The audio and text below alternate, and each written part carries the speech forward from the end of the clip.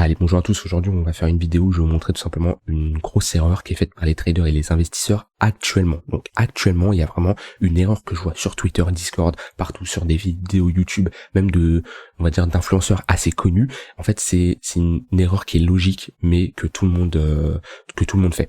Avant que cette vidéo commence, n'hésite pas à mettre un like pour que d'autres personnes puissent voir mes analyses. Ça augmente le référencement et ça permet de tout simplement à d'autres personnes de tomber sur mes vidéos qui vont sûrement les aider comme vous. Je vous aide actuellement.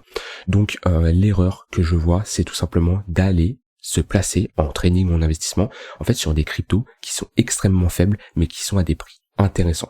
Je pense par exemple à Solana ou à Cardano. En fait, c'est deux cryptos qui ont cassé leur bottom ici. Donc on était dans un bottom entre mai juin. Voilà, hop, on a commencé ce bottom vers mai, si je dis pas de bêtises, ouais, mai, juin, début juin. Et on était dans un bottom. En fait, qu'est-ce qu'on constate? On voit que la plupart des alts qui ont cassé leur niveau, donc leur bottom, c'est ceux qui ont très mal réagi, on a eu une petite montée haussière dans cet été entre début juin et début août où le Ether est passé de $800 à $2000, donc qui est une très bonne performance. Et par exemple le BNB qui est passé on va regarder en pourcentage, c'est plus simple. Si on prend le point le plus bas et le point le plus haut, on a fait un plus 80%. Sur Atom, on a fait Atom qui a très bien réagi, on a fait un x3. On a des cryptos, par exemple comme Matic qui a très bien réagi également, on a fait un x3 également. On a des cryptos qui ont super bien réagi cet été, qui ont pump énormément, et en fait c'est ce genre de crypto que vous devez vous intéresser. C'est ces cryptos qui doivent que vous devez analyser pour faire du swing trading, la continuation de tendance. Et moi l'erreur que je vois, c'est les gens ils vont se concentrer sur des Solana, sur des ADA. Pourquoi? Parce qu'en fait, ces cryptos ont cassé leur bottom et ils sont en mode, oh, c'est des prix intéressants. Regardez un Solana sur les $12, regardez un ADA sur des 32 centimes de dollars. Alors, d'un point de vue prix, très bien, ça peut être des prix intéressants. Ça, c'est subjectif à chacun en fonction de, telle personne va trouver ce prix intéressant, d'autres vont préférer que ça aille plus bas. Ça, c'est subjectif à chacun. Mais le problème, c'est que, en fait, vous vous placez dans une tendance baissière. Sur ADA, on est toujours dans une tendance baissière. On fait des sommets de plus en plus bas. Alors que, par exemple, je vais prendre un BNB, on était dans une tendance baissière, on a déjà cassé le précédent sommet, qui est un signal encourageant. Donc en fait, le fait d'investir sur le BNB, ou faire du swing trading, de la continuation de tendance, ou même du day trading, vous augmentez votre probabilité si vous longuez le marché, tout simplement parce que là on parle d'une crypto qui est dans une tendance, on va dire, moyen terme aussi. Sur Atom, on voit qu'on a très bien réagi, et c'est sur ce genre de crypto que vous devez vous intéresser. Pourquoi s'intéresser à une crypto qui va mal réagir? Vous vous dites sûrement, ok, le prix il est intéressant, si on retourne à la TH, on fait une performance incroyable, on fait un fois de 2000%, donc on fait un fois 20 carrément, on fait un fois 20, donc ok, la performance peut être énorme, mais qui vous dit qu'on va retourner sur un nouvel ATH? Donc ça va dépendre aussi de votre profil, si vous acceptez de prendre de gros risques pour avoir de gros rendements. Mais pour moi, pour faire du swing trading, je vais plus m'intéresser à des altcoins qui sont fortes, donc qui ont très bien réagi à l'été 2022 qu'on a connu, et voir un Atom qui nous fait un x2, x3 même en quelques semaines. Moi, je vais plus m'intéresser à Atom parce que je me dis, il a fait un x3, il est très fort actuellement contre l'USD, et je vais mettre de côté des Solana. Pourquoi pas revenir sur Solana si on fait une belle accumulation et qu'on structure quelque chose de bullish, mais actuellement, je vais pas me dire, ok, le prix est à $12, Solana est intéressant. En fait, vous achetez un couteau qui tombe et vous savez pas jusqu'à où il va tomber. Parce que si je me mets, alors quand on regarde une charte en linéaire comme ça, on se dit, ok, on est très bas. Maintenant, si je me mets en logarithmique, on a encore du chemin à parcourir si on décide d'aller plus bas. On peut aller chercher des 4-5 $. Ça sert à rien de vous dire, ok, le Solana pourra jamais aller à $5. On parle pas du BTC où on se dit, ok, si le BTC il va à $5, c'est sûr qu'il n'y a plus de marché crypto. Là, on parle vraiment de Solana. Si Solana du jour au lendemain disparaît, ça peut faire comme Luna, ça va pas impacter le marché crypto.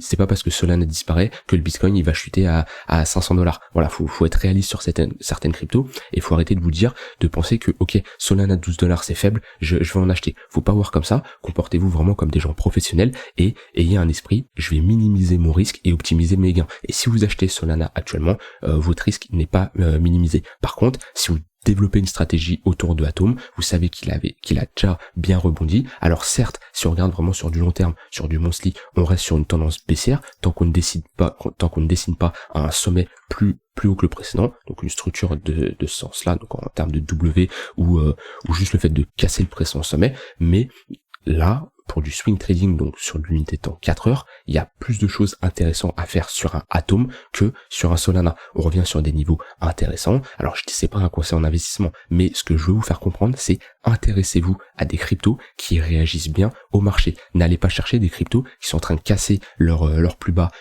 leur gros plus bas qu'ils ont instauré, et de vous dire ok, il a cassé son plus bas, le prix est super intéressant. Vous voyez ça comme en fait si on casse les plus bas, c'est que personne s'intéresse à la crypto, et de mon point de vue, on peut aller encore plus bas. Et on a plein d'autres des cryptos comme ça. Je crois que c'est NIR qui est cassé. Voilà, par exemple NIR, c'est la même chose. On casse le précédent plus bas. Bon, NIR, on avait bien réagi encore. Ouais, on fait quand même. Ouais, on avait bien réagi, c'est limite. On fait quand même on fait juste 1x2. Alors 1x2, c'est sûr, c'est énorme. Mais si on regarde d'autres cryptos, comme j'ai montré Atomatic, qui ont un market cap plus élevé que NIR et qui réagissent de manière beaucoup plus puissante en faisant des x3, et ben c'est sur ce genre de crypto que vous devez vous intéresser. Mais là, pareil, je vois des gens qui se disent ok, on a un NIR au niveau des 1,5$, bah c'est le moment d'en acheter, c'est une opportunité en or. Mais pareil, je me mets en logarithmique, on peut encore chuter. Et on peut passer de 1,7, même si on va chercher des prix plus bas, et ben vous avez un drawdown de moins 50%. Donc essayez d'avoir cette mentalité plus professionnelle et arrêtez de suivre la majorité des gens qui se disent ok, c'est une opportunité en or si cette crypto revient à ce prix-là. Vous pouvez adopter cette vision à la limite, et encore, c'est pas la meilleure chose à faire sur le BTC et sur Ether, parce que ça reste quand même les kings du marché, et les gens encore qui se disent, si un BTC revient sur les 10 000 $, j'achète les yeux fermés. Moi, c'est pas ma stratégie que j'adopte, je suis pas fan d'acheter les yeux fermés, j'attends vraiment d'avoir une reprise de la tendance haussière, donc style une belle accumulation pour avoir une continuation haussière. Mais encore, les gens qui se disent, voilà, un BTC à 10 000 $, un Ether à 800 $, j'achète les yeux fermés, même si c'est pas comme ça que j'agis, je peux encore comprendre ces gens-là. Mais les gens qui vont parler de crypto inconnus, des Dogecoin, ou encore Dogecoin, je crois, il a pas cassé son bottom, mais des gens qui vont dire, ouais, un Dogecoin à 1 centime de dollar, j'achète les yeux fermés. Non, en fait, on est sur des cryptos qui, s'ils atteignent 0$, donc qui disparaissent, ça va rien changer au marché crypto. Donc vraiment, essayez d'avoir une attitude professionnelle où vous minimisez un maximum vos risques. Donc c'est pour ça, si vous faites du swing trading, voilà, vous êtes sur du court moyen terme, sur du 4 heures, et vous cherchez des opportunités, concentrez-vous sur des cryptos qui ont bien réagi pendant l'été, voilà, qui n'ont pas cassé leur bottom, leur gros support, comme voilà, BNB n'a pas cassé son gros niveau qu'on a fait en cet été 2022. Atom, c'est pareil, voilà, concentrez-vous sur ce genre de niveau. Par exemple, bon, Link, lui, il a une faible volatilité, mais il n'a pas cassé son bottom. Alors, on attend vraiment une direction du marché. Mais voilà, Link, ça reste quand même intéressant, même s'il y a moins de volatilité qu'un Atom et un BNB. Mais pour du swing, concentrez-vous sur ce genre de crypto. Inutile d'aller chercher des ADA qui cassent leur niveau et qui sont toujours en tendance baissière.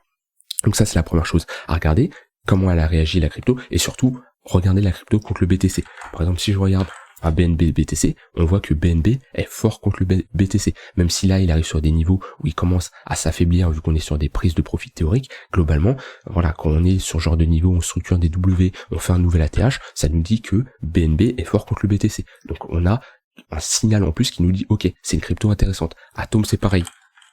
Atom, si je regarde, on est fort contre le BTC. Voilà, depuis qu'on a buté ici, on est fort contre le BTC. Par contre, si je regarde des ADA BTC, bah ADA, on voit qu'on est faible.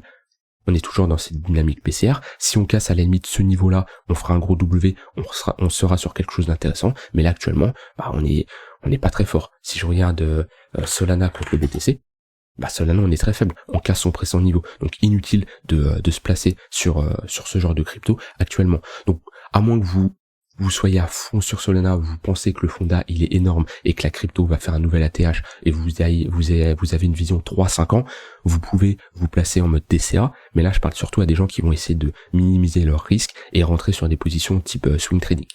Intéressez-vous, si vous êtes ce genre de personne, intéressez-vous à des cryptos qui sont forts contre le BTC et qui ont très bien réagi au market. Moi personnellement, j'ai plus cette mentalité là d'aller chercher du BNB, du Atom en ce moment que des cryptos comme du ADA ou du Solana. Voilà, c'était un peu mon ce que je voulais vous faire savoir dans cette vidéo. Dites-moi en commentaire si vous êtes d'accord avec moi, et vous pouvez clairement établir une critique qui est contre, mais juste faites une critique constructive qui me dit ok, vous n'êtes pas d'accord parce que vous pensez ça, et on peut très bien en débattre.